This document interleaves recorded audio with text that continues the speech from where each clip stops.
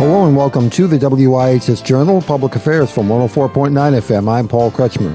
This is the second of 2 days with Ruthann Johnson, who's written a book called Girl Sailing on the Western Star, a story that took her at the age of 12 that she's now reflecting back upon in her adulthood. It was just like a 3-mile long, and I'm guessing on the length, but it was a long, long beach with absolutely no one there. And it was gorgeous. We had this whole beach to ourselves. So we stayed there the longest, and I think it was weeks. And we explored and did jet skis, and actually I learned how to scuba dive there. And that was probably our longest stay.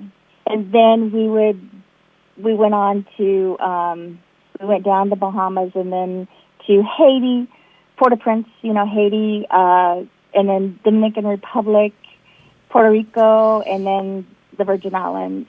So you covered a lot of water, as it were. Yeah.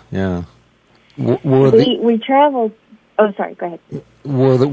Did the days start in any particular fashion, or was every day a little bit different in terms of getting going in the morning and wrapping it up later in the evening, or maybe even staying up part of the night if you wanted to observe stars or something like that? We would chart out, or we. There was no we to it. I had issues with charting, and if you read the book, you'll see that I had issues with charting, and I was convinced that if I was in charge of charting out our next section, that I would take us to China. It's just an interesting place that I happened to say, so it wasn't anything, but it was opposite side of the world to me, so that's what I said. But I went, I'm just not good at this, and I really, really tried. I just never really got the hang of it, but as you read it, you'll know I got a little better. But so if there was issues with depth or pulling in, if there was anything weird on the chart, we would make sure we traveled during the day. Unless it was like a 2-night, or a 24-hour sail, then that's a little different. But we would try to, when we anchored, we tried to anchor at least in the daylight. I would suppose that if you did that, that would also allow you to provision if it were possible, or if you needed it. That would give you some time to get settled before the night and the old phrase here in the States, before the sidewalks rolled up for the night. Exactly. And I remember going into Cat Island, actually, it just happened to be that one. The water was so incredibly clear, and the sand, it was just a sandy bottom. And it was so, it looked like we were floating and not in air, not on, in water. Yeah. And you could just see the fish. And finally my dad goes, let's just anchor right here. And we were way far away from the beach, but he was like, you know what, we're just going to put the anchor down. And it was so clear and so incredibly cool. I'm going to say cool, not cold, cool. And our cat on board, we had a cat. She saw the fish, and she just jumped in. She had no idea she was jumping into water. And so my dad had to fish her out. Yeah, rescue grab her. Yeah. But it really looked like it was the most strange thing I've ever seen, witnessed. But it was incredible too. It's just amazing what is made. Our Earth is just incredible. How old was your brother at that time? And how old? Now, you said you were around 12 years old at the time? Yes. Yeah, I had a birthday in between, and so did my brother. But he was 15, turning 16, so he didn't get to get his driver's license. He was a little disturbed on that end. Yeah. But I think, we both ended up maybe better people or benefiting from the whole trip. Even though I left California kicking and screaming. It's just my little saying. I didn't really, whatever my parents said to do, I did. But I did. I felt like I was kicking and screaming leaving that place because I did not want to leave my animals, my pets, my friends, the beach. So... But I think he was okay with it too. Mm-hmm. Did any of the other members of your family kind of josh you a bit because you your attitude toward the whole experience turned out to be quite different from the way you just described it a moment ago when you were leaving home? No, actually, my mom and dad read the book when it was published, and I think my dad cried. He had no idea how much the trip changed me or matured me, I guess you'd say. Yeah, the impact it had on you. Yeah, he was pretty amazed. And they both were they were so thankful I kept the journal, and then it allowed them to read it. Because, in the front of it says, no one is to read this or they will die. Yep.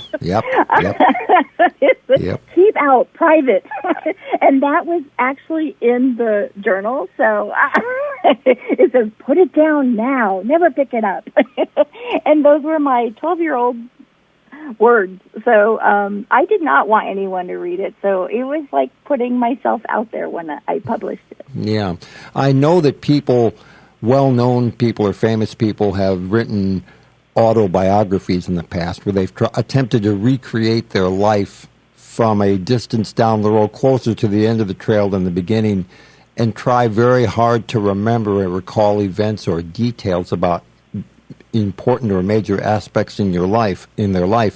But in your case, as you mentioned at the top of our conversation, at the point you are in your adult life now, looking back at your 12-year-old self and seeing what the kind of observations you made at the time or what your feelings were at the time and so on, I would think that people would have a real appreciation for, I guess, the gift you could say you gave yourself, in effect, by being able to go back, not long after the fact and recreate it, but rather actually see directly for yourself what you were thinking, how you were feeling, what you were doing back then like that.